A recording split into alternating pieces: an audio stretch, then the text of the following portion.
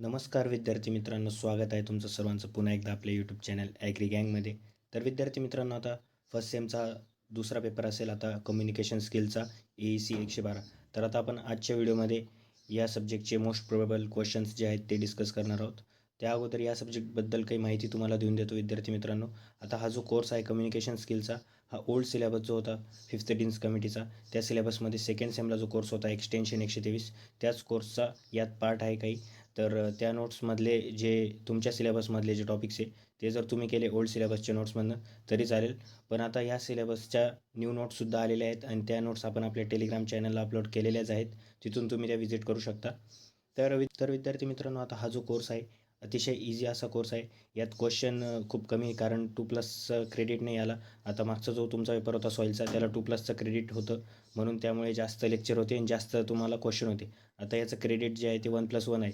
त्यामुळे याच्यात फक्त 16 लेक्चर्स आहेत आणि त्यात पण जे 10वं लेक्चर आहे, 10वं ते 16वं लेक्चर, यात जे आहे ते ग्रामरचा पार्ट आहे. आणि हा मोस्टली जो ग्रामरचा पार्ट आहे तो ऑब्जेक्टिव्हला विचारला जातो, म्हणजेच सेक्शन सीला विचारला जाईल तुम्हाला.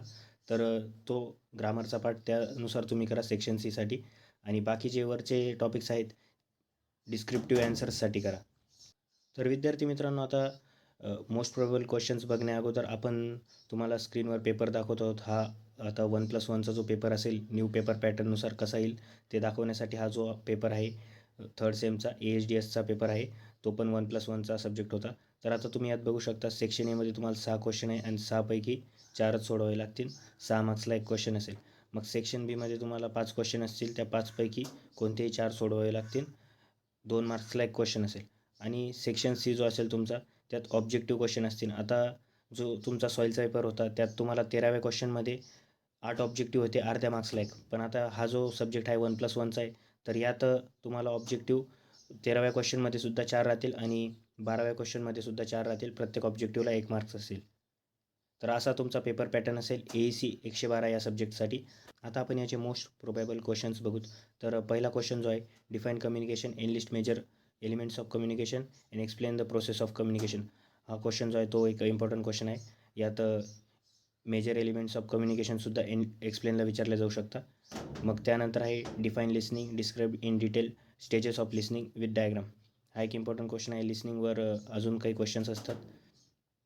त्यानंतर जो थर्ड क्वेश्चन आहे तो आपण AB फॉर्ममध्ये घेतला आहे. त्यात पहिला आहे explain in brief verbal and non verbal communication.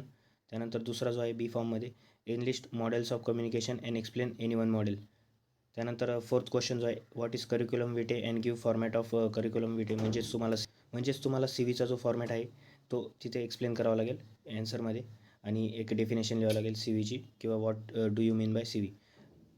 त्यानंतर पाचवा जो क्वेश्चन आहे, what is precis writing, give guidelines for good precis writing. हा एक इम्पॉर्टंट क्वेश्चन आहे.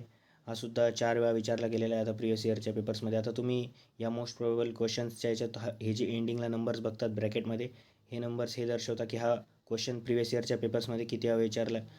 त्यानंतर 6वा जो क्वेश्चन आहे तो पण आपण AB फॉर्ममध्ये घेतलेला आहे. त्यात Aमध्ये आहे, what are barriers in communication, explain in detail types. तर हा 4 मार्क्ससाठी आपण घेतलेला आहे क्वेश्चन.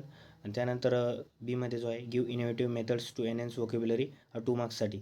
त्यानंतर 7वा क्वेश्चन जो आहे त्यात AB फॉर्ममध्ये आहे, what is self esteem, give points to build self esteem.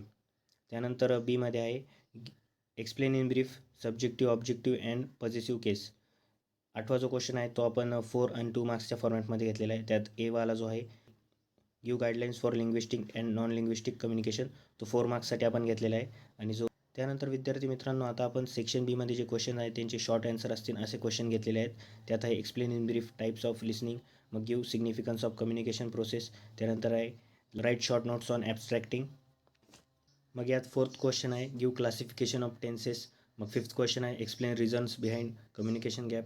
Sixth question आहे, give classification of sentences on basis of function. मग सेवन्थ क्वेश्चन जो आहे, give characteristics of good communicator.